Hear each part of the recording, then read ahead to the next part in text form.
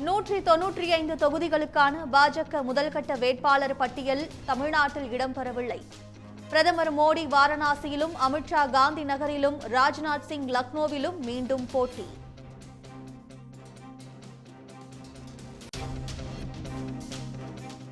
திமுக கூட்டணியில் ஊசலாட்டமோ மாற்று கருத்தோ இல்லை என செல்வ பெருந்தகை திருமாவளவன் திட்டவட்டம். விரைவில் தொகுதி பங்கீடு இறுதி செய்யப்படும் என நம்பிக்கை.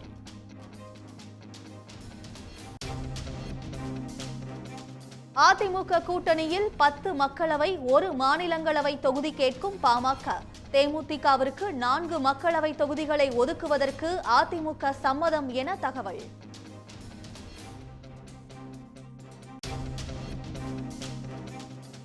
பெரிய கட்சிகள் எதையும் சேர்த்து கூட்டணி அமைக்க முடியாமல் பாஜக தவிப்பு.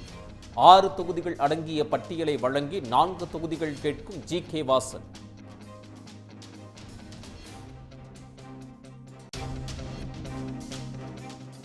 திமுக கூட்டணியில் தலா ஒரு தொகுதியில் போட்டியிட தமிழக வாழ்வுரிமை, மனிதநேய மக்கள் கட்சிகள் விருப்பம். தொகுதி பங்கீட்டு குழுவை சந்தித்த பின் வேல்முருகன், ஜவாஹிருல்லா செய்தியாளர்களிடம் தகவல்.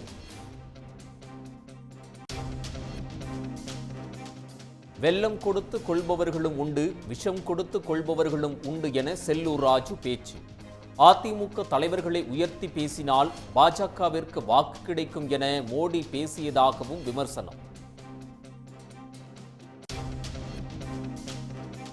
தர்மபுரம் ஆதீனத்தை பணம் கேட்டு மிரட்டிய அதிமுக நிர்வாகி ஜெயச்சந்திரன் தலைமறைவு. பாஜகவினருடன் இணைந்து மிரட்டல் விடுத்த அதிமுக நிர்வாகியை பிடிக்க புதுச்சேரி விரைகிறது தனிப்படை.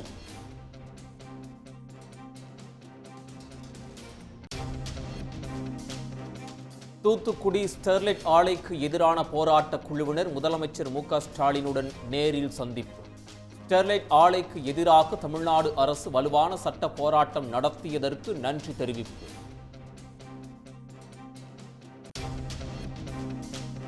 தஞ்சாவூர் மாவட்டம் திருவோணத்தை தலைமையிடமாக கொண்டு புதிய வட்டம்.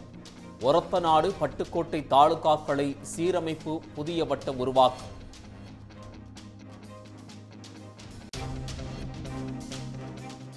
நாளை நடைபெறவிருந்த கூடங்குளம் அணுமின் நிலைய பணியாளர் தேர்வு ரத்து. நிலம் கொடுத்தவர்கள், உள்ளாட்சி பிரதிநிதிகள், பொதுமக்கள் போராட்டம் நடத்த முடிவு செய்த நிலையில் அறிவிப்பு.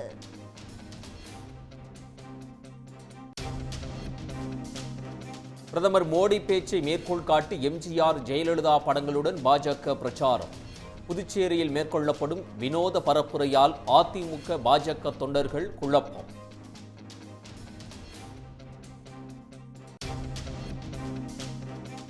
சென்னையில் ஆபரண தங்கத்தின் விலை சவரனுக்கு 800 ரூபாய் உயர்வு. 1 சவரன் தங்கம் 47,520 ரூபாய்க்கு விற்பனை.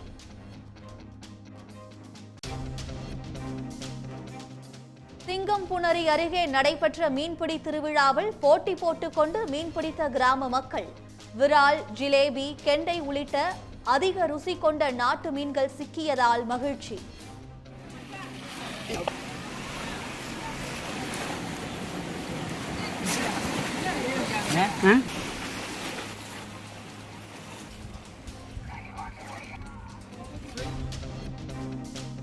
பெங்களூரு மாநகரில் வரலாறு காணாத அளவில் குடிநீர் தட்டுப்பாடு.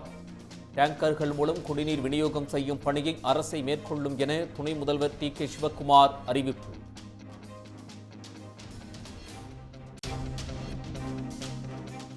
ராஜஸ்தானின் டோல்பூர் நகரில் ராகுல் காந்தி இந்திய ஒற்றுமை நீதிக்கான பயணம்.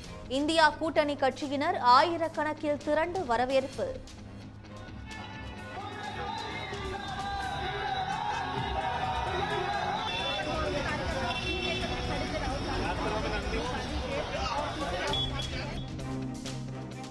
தேர்தலில் மீண்டும் போட்டியிட தயங்கும் பாஜக எம்பிக்கள். அரசியலுக்கு முழுக்கு போடுவதாக கௌதம் கம்பீர் அறிவித்த நிலையில் தேர்தல் பணிகளிலிருந்து விடுபட ஜெயந்த் சின்ஹா விருப்பம்.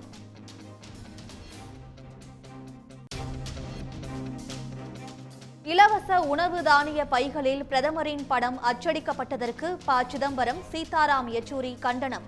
விளம்பரத்திற்கு செலவிடப்பட்ட 15 கோடி ரூபாயில் எத்தனை பசித்த வயிறுகளுக்கு உணவளித்திருக்கலாம் எனவும் கேள்வி. 29 ஆண்டுகளில் புதிதாக ஒரு மருத்துவக் கல்லூரி கூட தொடங்காத குஜராத் அரசு. சட்டப்பேரவையில் காங்கிரஸ் உறுப்பினரின் கேள்விக்கு பாஜக அரசு அளித்த பதிலால் அதிர்ச்சி.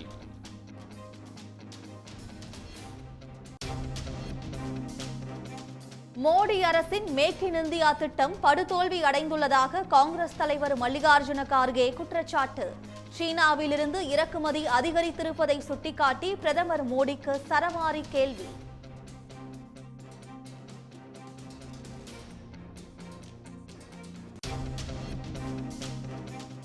உத்தராகண்டில் சாக்பீஸ் தூள்களை கொண்டு மாத்திரை தயாரித்து தெலுங்கானாவில் விற்பனை. மிகப்பெரிய மோசடியில் ஈடுபட்ட கும்பலை சேர்ந்த 5 பேர் கைது.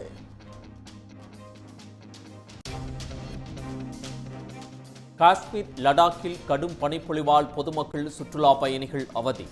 பனிக்கட்டிகளால் மூடப்பட்ட சாலைகளில் புல்டோசர்கள் மூலம் சீரமைப்பு பணி.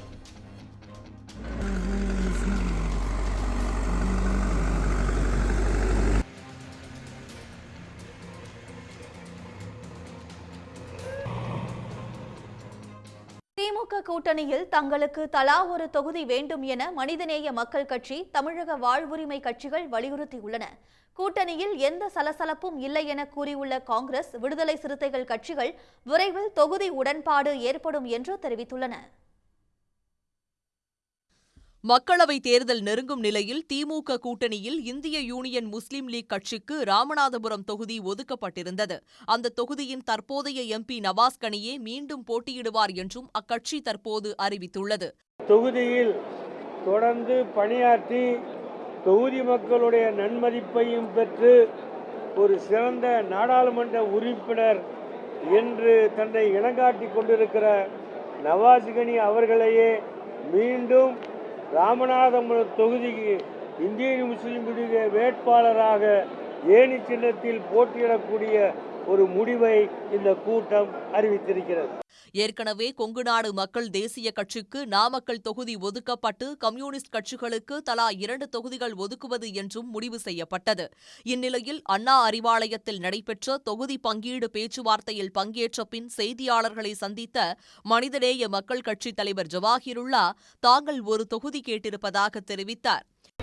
மனிதநேய மக்கள் கட்சிக்கு வருகின்ற நாடாளுமன்ற தேர்தலில் ஒரு இடம் ஒதுக்கப்பட வேண்டும் என்று மிக அழுத்தமாகவே நாங்கள் பதிவு செய்திருக்கின்றோம். திராவிட முன்னேற்றக் கழகத்தினுடைய தலைவரிடம் எங்களுடைய கருத்துக்களை எல்லாம் எடுத்து சென்று இது குறித்து தெரிவிப்போம் என்று சொல்லியிருக்கிறார்கள். இதேபோல தமிழக வாழ்வுரிமை கட்சிக்கும் ஒரு தொகுதி ஒதுக்குமாறு திமுக தொகுதி பங்கீட்டு பேச்சுவார்த்தை குழுவிடம் அக்கட்சித் தலைவர் வேல்முருகன் வலியுறுத்தியுள்ளார். எங்கள் தமிழக வாழ்வுரிமை கட்சிக்கு ஒரு நாடாளுமன்ற தொகுதி ஒதுக்கித்தர வேண்டும் என்கிற வேண்டுகோளை மாண்புமிகு தமிழ்நாடு முதலமைச்சர் அண்ணன் தளபதி அவர்களால் நியமனம் செய்யப்பட்டிருக்கின்ற திராவிட முன்னேற்றக் கழகத்தின் DR பாலு அண்ணன் தலைமையிலான குழுவிடம் எமது வேண்டுகோளை முன்வைத்திருக்கிறேன். காங்கிரஸ், விடுதலை சிறுத்தைகள், மதிமுக ஆகிய கட்சிகளுடன் திமுக தொடர்ந்து பேச்சுவார்த்தை நடத்தி வருகிறது. இதுகுறித்து சென்னையில் செய்தியாளர்களிடம் பேசிய தமிழ்நாடு காங்கிரஸ் தலைவர் செல்வ பெருந்தகை, கூட்டணியில் எந்த சலசலப்பும் இல்லை என்று கூறினார். விரைவில் தொகுதி உடன்பாடு ஏற்படும் எனவும் அவர் தெரிவித்தார். ஒரு சலசலப்பும் இல்லையே, நாங்கள் பலமுறை சொல்லிட்டோமே. நாங்கள் ரொம்ப இனிப்பாக இருக்கிறோம், அங்கே மகிழ்ச்சியாக இருக்கிறோம். கசப்பெல்லாம் ஒன்றுமே கிடையாது. மதிமுக இன்னும் முடியல, விடுதலை சிறுத்தைகள் இன்னும் முடியல. காங்கிரஸுக்கு மட்டும் ஏன் இவ்வளோ ஆர்வம் காட்டுறீங்க? முடிங்க. இப்போ எங்களுக்கு அகில இந்திய தலைமை இருக்குது. அவங்க புதுடெல்லியிலேருந்து வந்து போக முடியாது. தொலைபேசியில் பேசிகிட்டு இருக்காங்க, எல்லா கால்லையும் பேசிகிட்டு இருக்காங்க. ஒன்றும் பிரச்சனை இல்லை, சுகமாக போயிருக்கு. நான் தான் சொல்ல, உங்களை எல்லாம் அழைத்து போய் உங்கள் முன்னிலையில் தான் கையெழுத்து போட போகிறோம். இந்தியா கூட்டணியில் தான் எல்லோரும் இருக்கோம், அதில் எந்த மாற்று கருத்தும் கிடையாது. தொகுதிகள் எண்ணிக்கைகள் முன்ன பின்ன பேசி நாங்கள் ஒரு புரிதலோடு கையொப்பமிட போகிறோம். இதனிடையே தேர்தல் பணிகளுக்கு 4 குழுக்களை விடுதலை சிறுத்தைகள் கட்சி அமைத்துள்ளது. தங்கள் கட்சி உயர்நிலை குழு கூட்டம் முடிய தாமதமானால் திமுக குழுவோடு பேச்சுவார்த்தைக்கு செல்ல முடியவில்லை என்று கூறிய திருமாவளவன், ஓரிரு நாட்களில் பேச்சுவார்த்தை நடைபெறும் என்றார். திமுக தலைமையிலான கூட்டணியில் தான் விடுதலை சிறுத்தைகள் இந்த தேர்தலை சந்திக்கும். இதில் எந்தவிதமான மாற்று கருத்துக்கு, இரண்டாம் கருத்துக்கு இடமில்லை. தொகுதி கூடுதலாக கேட்பது, பேச்சுவார்த்தை நடப்பது, கையெழுத்து போடுவது என்பதெல்லாம் இடையிலே நடைபெறவிருக்கிற ஒரு ஃபார்மாலிட்டி, அவ்வளவுதான். ஆனால் நாங்கள் தெளிவாக இருக்கிறோம். திமுக கூட்டணி இன்டாக்டாக இருக்குது.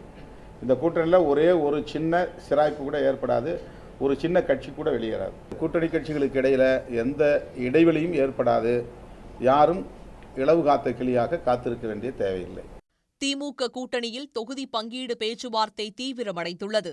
இதனிடையே 40 தொகுதிகளிலும் வெற்றி பெறுவோம் என்று கூட்டணி கட்சித் தலைவர்கள் அனைவரும் நம்பிக்கை தெரிவித்துள்ளனர். நாடாளுமன்ற தேர்தலில் பாஜக கூட்டணியை உறுதி செய்துள்ள தமிழ் மாநில காங்கிரஸ் 4 தொகுதிகளை ஒதுக்க கோரியுள்ளதாக தகவல் வெளியாகியுள்ளது. மக்களவைத் தேர்தலில் பாஜகவில் தொகுதி பங்கீடு குறித்து பேச்சுவார்த்தை நடத்த அமைக்கப்பட்ட குழுவில் இடம்பெற்றுள்ள பொன் ராதாகிருஷ்ணன், நயினார் நாகேந்திரன், வானதி சீனிவாசன் உள்ளிட்டோர் சென்னை ஆழ்வார்பேட்டையில் உள்ள தமிழ் மாநில காங்கிரஸ் அலுவலகத்திற்கு சென்று அக்கட்சித் தலைவர் ஜி.கே. வாசனுடன் பேச்சுவார்த்தை நடத்தினர். பின்னர் செய்தியாளர்களை சந்தித்த ஜி.கே. வாசன் தேர்தல் பணிகள் உள்ளிட்டவை குறித்து ஆலோசிக்கப்பட்டதாக குறிப்பிட்டார். குழு அமைத்து மீண்டும் பேச்சுவார்த்தை நடத்தப்பட்டு தொகுதிகள் முடிவு செய்யப்படும் எனவும் அவர் தெரிவித்தார். இந்த முதல் சந்திப்பே ஆக்கப்பூர்வமான சந்திப்பாக அமைந்தது. தேர்தல் சம்பந்தமாக, தேர்தல் களப்பணி சம்பந்தமாக, வெற்றி யூகம் போன்றவற்றை பற்றி பொதுவாக இந்த சந்திப்பிலே பேசினோம். இதனிடையே பாஜக கூட்டணியில் தமிழ் மாநில காங்கிரஸ் 4 தொகுதிகளை ஒதுக்க கோரியுள்ளதாக தகவல் வெளியாகியுள்ளது. இதற்காக ஈரோடு, திருப்பூர், மயிலாடுதுறை, தஞ்சாவூர் உட்பட 6 தொகுதிகள் அடங்கிய விருப்ப பட்டியலை பாஜகவிடம் வழங்கியுள்ளதாகவும் கூறப்படுகிறது. வெல்லம் கொடுத்து கொள்பவர்களும் இருக்கிறார்கள், விஷம் கொடுத்து கொள்பவர்களும் இருக்கிறார்கள் என்று அதிமுக தலைவர்களை புகழ்ந்து பேசிய பிரதமர் மோடியின் பேச்சை சுட்டிக்காட்டி முன்னாள் அமைச்சர் செல்லூர் ராஜு விமர்சித்துள்ளார். மதுரையில் அதிமுக நிர்வாகிகள் கூட்டத்தில் பேசிய அவர் பாஜக பெருநிறுவனங்களுக்கான கட்சி என்றும் ஏழைகளுக்கானது அல்ல என்றும் அவர் சாடியுள்ளார். வெள்ளம் கொடுத்து கொள்றவங்களும் இருக்கான், விஷம் கொடுத்து கொள்றவங்களும் இருக்காங்க. அண்ணா திராவிட முன்னேற்ற கழகத்தை இதனுடைய தலைவர்களை பேசி உயர்த்தி பேசினால் அதனுடைய வாக்கு நமக்கு விழுந்துடாம் என்று பாரத பிரதமரே நினைக்கிறார் என்றால் அண்ணா திராவிட முன்னேற்ற கழகத்தின் வலிமையை நீங்கள் புரிந்து கொள்ள வேண்டும். நம்ம புரட்சி தமிழர் எடப்பாடியுடைய வலிமையை புரிந்து கொள்ள வேண்டும். அவருடைய நோக்கம் என்ன? ஒரே நோக்கம், தமிழனுடைய உரிமையை மீட்கணும், தமிழ்நாட்டுடைய வாழ்வுக்காக உரிமை குரல் கொடுக்கணும். நாடாளுமன்ற தேர்தலிலே நாம் வெற்றி பெறும் பொழுது நமக்கு இன்னார் பிரதமர் அல்ல, அழகாக சொன்னார், யார் தமிழகத்துக்கு நல்லது செய்தாலும் ஆதரிப்போம், அது தமிழகத்துக்கு பாதிப்பு வருமானால் எதிர்ப்போம் என்று சொல்லியிருக்கிறார். ஒவ்வொரு குடும்பத்துக்கும் 15 லட்சம் போடுவோம் சொன்னாங்க, வேலை வாய்ப்பு உருவாக்கி கொடுப்போம் சொன்னாரு, எதுவுமே செய்யல. அந்த கட்சி இன்னைக்கு பாரதிய ஜனதா கார்பரேட் கம்பெனிகளுக்கு தான் உதவிகரமாக இருக்கு, ஏழைகளை பார்க்கவில்லை. இனி முக்கிய நிகழ்வுகளை துல்லியமாகவும் துரிதமாகவும் வழங்கும் விறுவிறு செய்திகளை பார்க்கலாம். திமுக அரசு பொறுப்பேற்ற பின்னர் 12 லட்சம் மகளிருக்கு 70,000 கோடி ரூபாய் வங்கிக் கடன் வழங்கப்பட்டுள்ளது. தமிழ்நாட்டில் பெண்களின் கல்வி, வாழ்க்கை தரத்தை உயர்த்தும் நோக்கில் செயல்படுத்தப்படும் திட்டங்கள் தொடர்பாக அரசு வெளியிட்டுள்ள செய்திக்குறிப்பில், விடியல் பயணம் திட்டத்தில் இதுவரை 445 கோடி பேருந்து பயணங்களை பெண்கள் கட்டணமின்றி மேற்கொண்டுள்ளதாக தெரிவிக்கப்பட்டுள்ளது. இந்த விடியல் பயணம் திட்டத்தால் பெண்கள் மாதம் 888 ரூபாய் சேமிக்கின்றனர். அதேபோல் 1,00,000 பெண்களுக்கு திருமண நிதியுதவியாக 827 கோடி ரூபாய் வழங்கப்பட்டுள்ளது. புதுமை பெண் திட்டத்தில் கல்லூரிகளில் உயர்கல்வி படிக்கும் 4,81,000 மாணவிகள் மாதம் 1000 ரூபாய் பெற்று பயனடைந்து வருவதாகவும் கூறப்பட்டுள்ளது. மதுரை மாவட்டம் உசிலம்பட்டியில் குழாய் உடைந்ததால் குடிநீர் தட்டுப்பாடு ஏற்படும் என்று பொதுமக்கள் அச்சமடைந்துள்ளனர். உசிலம்பட்டி நகராட்சிக்குட்பட்ட பகுதியில் குடிநீர் குழாயில் உடைப்பு ஏற்பட்டதால் சாலையில் தண்ணீர் வீணாக வழிந்தோடியது. இதேபோல கவனம்பட்டி சாலையிலும் குடிநீர் குழாயில் உடைப்பு ஏற்பட்டது. அலுவலர்கள் நேரில் ஆய்வு செய்து உடைப்பை சரி செய்து வந்தாலும் நகராட்சியின் சாலை அமைக்கும் பணியின் போது குழாய்கள் மீண்டும் உடைபடும் நிலை ஏற்படுவதாக கூறப்படுகிறது. இதனால் குடிநீர் வீணாகி தண்ணீர் பஞ்சம் ஏற்படும் அபாயம் உள்ளதாக பொதுமக்கள் அச்சம் தெரிவிக்கின்றனர். தங்கம் விலை ஒரே நாளில் சவரனுக்கு 800 ரூபாய் உயர்ந்து 47,520 ரூபாய்க்கு விற்பனையாகிறது. உலக நாடுகளிடையே நிலவும் போர் பதற்றம், அமெரிக்க பெடரல் வங்கி வட்டி விகிதத்தை உயர்த்தியது உள்ளிட்ட காரணங்களால் தங்கத்தின் மீதான முதலீடு நாளுக்கு நாள் அதிகரித்து வருகிறது. இதனால் தங்கம் விலை கடந்த சில நாட்களாக ஏற்ற இறக்கத்துடன் காணப்படுகிறது.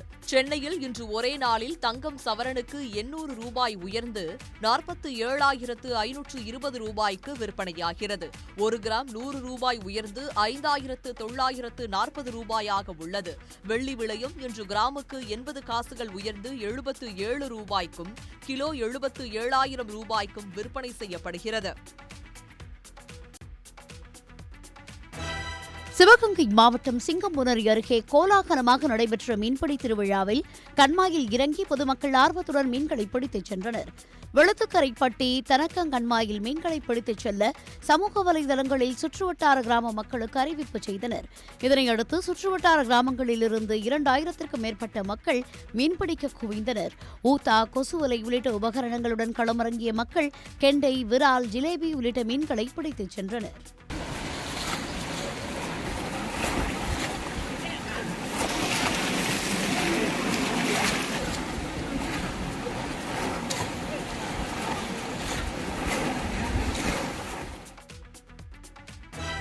ராமநாதபுரம் மாவட்டம் பரமக்குடி முத்தாலம்மன் கோயிலில் பூச்சொரிதல் திருவிழா விமர்சையாக நடைபெற்றது. 10 நாட்கள் பங்குனி திருவிழாவின் ஒரு பகுதியாக இந்த பூச்சொரிதல் திருவிழா கோலாகலமாக நடைபெற்றது. கோயிலின் மூலஸ்தலத்தில் இருந்து நுழைவாயில் வரை மலர்களால் அலங்காரம் செய்யப்பட்டது. பக்தர்கள் மூங்கில் கூடைகளில் மலர்களை கொண்டு வந்து அம்மனுக்கு நேர்த்திக்கடனாக செலுத்தினர். பூச்சொரிதல் விழாவையொட்டி வாத்திய இசை, ஒயிலாட்டம், சதுராட்டம் என்று கோயில் வளாகமே களைகட்டியது. நீலகிரி மாவட்டம் கூடலூர் அருகே அறுவடைக்கு தயாராக இருந்த நேந்திரம் வாழை மரங்களை காட்டு யானை சேதப்படுத்தியது. அங்குள்ள அட்டிக்கோலி பகுதியில் வேலாயுதன் என்பவருக்கு சொந்தமான நேந்திர வாழை தோட்டத்திற்குள் புகுந்த காட்டு யானை ஒன்று அறுவடைக்கு தயாராக இருந்த 100க்கும் மேற்பட்ட வாழை மரங்களை சேதப்படுத்தியுள்ளது. இதனால் தங்களுக்கு பெருமளவில் நஷ்டம் ஏற்படும் என தெரிவித்துள்ள விவசாயிகள் கடன் வாங்கி விவசாயம் செய்து வருவதால் நிவாரணம் தர வேண்டும் என்றும் யானைகள் மீண்டும் வராமல் இருக்க நடவடிக்கை எடுக்குமாறும் கோரிக்கை விடுத்துள்ளனர். இனிமேல் உங்களுடன் தான் இருப்பேன், வேறு எங்கேயும் செல்ல மாட்டேன் என்று பீகார் முதலமைச்சர் நிதிஷ்குமார் பேசியதை கேட்டு பிரதமர் நரேந்திர மோடி விழுந்து விழுந்து சிரித்த நிகழ்வு நடைபெற்றுள்ளது. பீகார் மாநிலம் அவுரங்காபாத்தில் நடைபெற்ற நிகழ்ச்சி ஒன்றில் பேசிய பீகார் முதலமைச்சர் நிதிஷ்குமார் இதுவரை அங்கேயும் இங்கேயும் சென்று கொண்டிருந்ததைப் போல அல்லாமல் இனிமேல் இங்கேயேதான் இருப்பேன் என்று பிரதமருக்கு உறுதியளித்தார். இதை கேட்டதும் மேடையிலிருந்த பிரதமர் மோடி விழுந்து விழுந்து சிரித்தார். நிதிஷ்குமார் 4 ஆண்டுகளுக்குள் 3 முறை கூட்டணியை மாற்றிக் கொண்ட நிலையில் இவ்வாறு பேசியிருப்பது குறிப்பிடத்தக்கது. ये बहुत खुशी की बात है और हम लोगों के यहाँ भी बहुत सारा काम जो चल रहा है वो काम ये तेजी से कराएंगे और आज तो मैं अभिनंदन करता हूँ कि आप फिर पधारे हैं यहाँ। आज हम लोगों को बड़ी खुशी की बात है। आप पहले आए थे, इधर हम गायब हो गए थे, तभी हम फिर आपके साथ हैं। हम आपको आश्वस्त करते हैं कि आप इधर उधर होने वाले नहीं हैं, हम रहेंगे आप ही के साथ। தமிழ்நாட்டின் பல்வேறு பகுதிகளில் உள்ள சரணாலயங்களில் மயில், மைனா, மரங்கொத்தி உள்ளிட்ட நிலப்பறவைகளை கணக்கெடுக்கும் பணி தொடங்கியுள்ளது. வேதாரண்யத்தை அடுத்துள்ள கோடியக்கரை வனவிலங்கு சரணாலயம் மற்றும் பறவைகள் சரணாலயங்களில் ஆண்டுதோறும் லட்சக்கணக்கான வெளிநாட்டு பறவைகள் இனப்பெருக்கத்திற்காக வந்து செல்வது வழக்கம். அந்த வகையில் புலம்பெயர்ந்து வந்த பறவைகளையும் உள்நாட்டு நீர்ப்பறவைகளையும் கணக்கெடுக்கும் பணி கடந்த ஜனவரி மாதம் முதல் நடைபெற்றது. இந்நிலையில் வனப்பகுதி, பறவைகள் சரணாலயம், கடற்கரை மற்றும் கிராம பகுதிகளில் மயில், மைனா, மரங்கொத்தி, மணிப்புறா, மாடப்புறா, கழுகு உள்ளிட்ட 70 வகையான நிலப்பறவைகளை கணக்கெடுக்கும் பணி தொடங்கியுள்ளது. இந்த பணியில் கல்லூரி, பள்ளி மாணவர்கள், வனத்துறையினர் என 40ற்கும் மேற்பட்டோர் ஈடுபட்டுள்ளனர். 10 வழித்தடங்களில் இந்த கணக்கெடுக்கும் பணியானது 2 நாட்கள் நடைபெற உள்ளது. இதேபோல் தந்தை பெரியார் வன உயிரின சரணாலயத்திலும் நிலப்பரப்பு பறவைகளை கணக்கெடுக்கும் பணி தொடங்கியுள்ளது.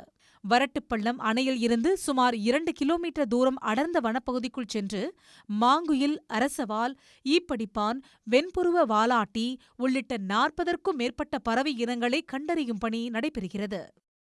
இதில் கோல்டன் ஓரியோல், பார்த்தீங்களா, கிரே ஹார்ன்பில், சர்பண்ட் ஈகிள், சில வகையான ஆந்தைகள், இது எல்லாமே உள்ளே இருக்குது. எல்லாம் நல்ல முறையில் அதற்கு உண்டான ஹேபிடேட் கிரியேட் ஆகிட்டு இருக்கு.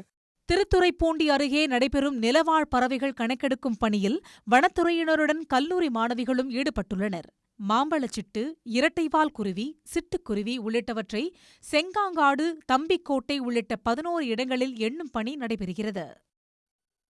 உடனுக்குடன் செய்திகளை தெரிந்து கொள்ள சன் நியூஸ் பெல் ஐகானை கிளிக் பண்ணுங்க.